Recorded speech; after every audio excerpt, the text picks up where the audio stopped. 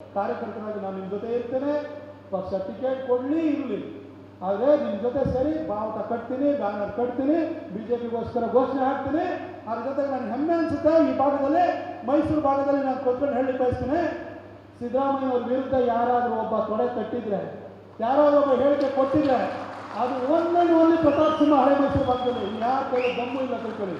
ಒಂದು ಹೇಳಿಕೆ ಕೊಡಿಸ್ಬಿಡಿ ನನ್ನ ಸಿದ್ದರಾಮಯ್ಯ ಅವ್ರ ವಿರುದ್ಧ ಒಂದು ಹೇಳಿಕೆ ಕೊಡಿಸ್ಬಿಡಿ. ಯಾರಾದ್ರೂ ಒಬ್ಬ ಈ ಭಾಗದಲ್ಲಿ ಇರುವಂಥ ಲೀಡ್ಗಳ ಹತ್ರ ತೊಡೆ ನಡುಗುತ್ತೆ. ಆದರೆ ನಾನು ಹೇಳಿಕೆ ಕೊಟ್ಟಿದ್ದೀನಿ. ನಾಳೆ ಬೆಳಗ್ಗೆ ಚಾಮುಂಡಿ ಬೆಟ್ಟದಲ್ಲಿ ಅವತ್ತು ಮಹಿಷಾ ದಸರಾವನ್ನು 2016 ಮಾಡ್ತಿದ್ರು. ಅದನ್ನ 2019 ಹೊಸಗೆ ಆಗಬೇಕಾದ್ರೆ ಇಲ್ಲಿ ವೇದಿಕೆಯಲ್ಲಿ ಇರೋದ್ರು ಕೂಡ ಕೆಲವರು ಇದ್ದಾರೆ. ಸೋಮಣ್ಣ ಸಾಹೇಬ್ ಎದುರುಗಡೆ ಚರ್ಚೆ ಆಯಿತು ಧನಲಕ್ಷ್ಮಿನಲ್ಲಿ. ಸರ್ ಯಾಕೆ ನಿಮಗೆ ಕಾಂಟ್ರವರ್ಸಿ ಬೇಕು, 3 ದಿನದ ದಸರಾ ಇದೆ, ಸುಮ್ಮನೆ ಅಂತ ಹೇಳಿದ್ರು. ನಾನು ಹೇಳಿದೆ ಸೋಮಣ್ಣ ಸಾಹೇಬ್ರಿಗೆ, ಸರ್ ನಾನು ಪ್ರೊಟೆಸ್ಟ್ ಮಾಡ್ತೀನಿ, ನಾವು ಬಿಡಲ್ಲ, ದಸರಾ ಬಾಯ್ಕಾಟ್ ಮಾಡ್ತೀನಿ. I will not be part of your city scheme of things ಅಂತ ಹೇಳಿದೆ. ನಾನು ತಾಯಿ ಚಾಮುಂಡಿಗೆ ಅವಮಾನ ಆಗೋದನ್ನು ನಾನು ಬಿಡಲ್ಲ. ಸೆಪ್ಟೆಂಬರ್ 26ನೇ ತಾರೀಕು ಮೈಸೂರು ದಸರಾ ಮಾಡಿಬಿಟ್ಟು ತಾಯಿ ಚಾಮುಂಡಿಗೆ ಅವಮಾನ ಮಾಡಿಸ್ತೀರಿ. ಸೆಪ್ಟೆಂಬರ್ 29ನೇ ತಾರೀಕು ಪುಷ್ಪಾರ್ಚನೆ ಮಾಡಿ ನೀವು ಅಧಿದೇವತೆ ಅಂತ ಹೇಳ್ತೀರಿ. ಈ ಒಂದು ಅನೈತಿಕ ಕೆಲಸನ ನಾನು ಒಪ್ಪಲ್ಲ ಸರ್ ಅಂತ ಹೇಳಿ ಅವತ್ತು ನಾನು ಹೇಳಿದೆ. ಸೋಮಣ್ಣ ಸಾಹೇಬ್ ಆಯಿತು, ಪ್ರತಾಪ್ ಹೇಳ್ತಾರೆ ಸರಿ ಇದೆ ಅಂತ ಹೇಳಿ 144 ಸೆಕ್ಷನ್ ಹಾಕ್ಬಿಟ್ಟು ಅವತ್ತು ಮೈಸೂರು ದಸರಾ ನಿಲ್ಲಿಸ್ತು.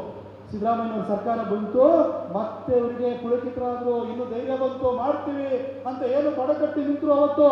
ಅವತ್ತು ಬಚ್ಚಣ್ಣ ನನ್ನ ಜೊತೆ ನಿಂತ್ಕೊಂಡ್ರು.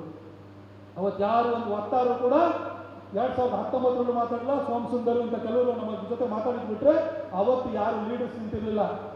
ಪ್ರತಾಪ್ ಸಿಂಹನಿಗೆ ಎಲ್ಲರ ಜೊತೆ ಅಡ್ಜಸ್ಟ್ಮೆಂಟ್ ರಾಜಕಾರಣ ಮಾಡ್ಬೋದಿತ್ತಾನೋ, ನಾನು ರಿಯಲ್ ಎಸ್ಟೇಟ್ ಮಾಡ್ಬೋದಿತ್ತು. ಅಲ್ಪಡಿಗಳು 3ನೇ ಕ್ಲಾಸ್ ಫೇಲ್ ಆಗಿರೋರು ಮಾಡ್ತಾರೆ, ಪ್ರತಾಪ್ ಸಿಂಹ ಮಾಡಲಿಲ್ಲ. ನಾವು ಕಾಂಟ್ರಾಕ್ಟ್ ಮಾಡ್ಬೋದಿತ್ತು, ನಾವು ಕಮಿಷನ್ ಮಾಡ್ಬೋದಿತ್ತು, ಬಂದ್ ಕೂಡಲೇ ಕಾರಣ ಡೋರ್ ತೆಗೆದಕ್ಕೆ ಹಣ ಅಂತ ಹೇಳಿ ಬಟಾಣಿಗಳನ್ನು ಸಾಕ್ಬೋದಿತ್ತು. ಮಾಡಲಿಲ್ಲ ನಾನು ಅದನ್ನ. ಯಾಕೆಂದ್ರೆ ನಾನು ಹಿಂದುತ್ವವನ್ನು ಪ್ರತಿಪಾದನೆ ಮಾಡ್ಕೊಂಡು ಬಂದಿರೋನು, ಕೆಲಸವನ್ನು ಮಾಡಿದೆ, ಕಾರ್ಯಕರ್ತರ ಜೊತೆ ನಿಂತೆ. ಇವತ್ತು ಕ್ಯಾಟ್ಮನ್ನಲ್ಲಿ ಗಲಾಟೆ ಆದ್ರೆ ನನಗೆ ಕಾಲ್ ಬರೋದು, ಇನ್ಯಾರು ಬರಲ್ಲ. ಅವತ್ತು ರಾಜ್ಯ ಮಾಡೋ ಕೇಸ್ ಆಯ್ತು, ಬಾಡಿ ತೆಗೆಯಲ್ಲ ಅಂತ ಹೇಳಿದೆ. 5 ಲಕ್ಷ ನೀವು ಹೋಗಿ ಕಂಪನ್ಸೇಷನ್ ಕೊಡ್ಬೇಕು ಅಂತ ಡಿ ಸಿ ಶಿಖಾ ಅವ್ರನ್ನ ಸ್ಥಳಕ್ಕೆ ಕರೆಸಿದೆ. ಸಿದ್ದರಾಮಯ್ಯ ಸರ್ಕಾರ ಇತ್ತು, ಡಿ ಸಿ ಶಿಖಾ ಅವರು ಬರ್ಲಿಕ್ಕೆ ಬರಲ್ಲ, ಚೆಕ್ ಕಳಿಸ್ತೀನಿ ಅಂತಂದ್ರು.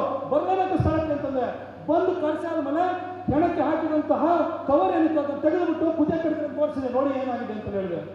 ಅವತ್ತು ಪ್ರೊಸೆಷನಲ್ಲಿ ತೆಗೆದುಕೊಂಡು ಹೋಗ್ಬೇಕು, ನಮಗೆ ಹೆಣನ ಹಾಗೆ ತಗೊಂಡೋಗಲ್ಲ ಅಂತ ಹೇಳಿದೆ.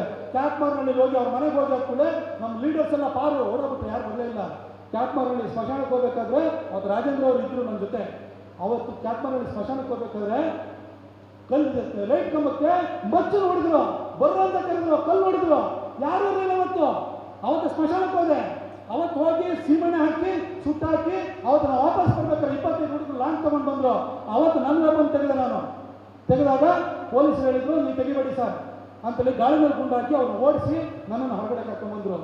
ಆವತ್ತು ಪ್ರತಾಪ್ ಸಿಂಹನೇ ನಿಂತಿದ್ದವನು.